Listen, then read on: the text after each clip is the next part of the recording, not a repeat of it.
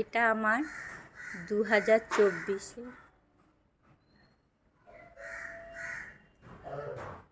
চন্দ্রমল্লিকা। খুব ফুল দিয়েছে প্রচুর, প্রায় 60 থেকে 65টা। আপনারা ঠিক বুঝতে পারছেন কি না জানি না। ফুলটা সুন্দর কালার, ইট কালার, অপূর্ব সুন্দর, একদম ফুলে ভরিয়ে দিয়েছে। আর এই গাছটাকেও আমি ওই মাটিটাকে খুব আলগা করে রাখি, আর খোল জল, আর আমি মাঝে মধ্যে ওই চা পাতাকে পচিয়েও সেটা শুকনো করে গাছের গোড়ায়, অনেক সময় সবজির খোসাও দিই। এইভাবে আমি গাছটাকে তৈরি করি।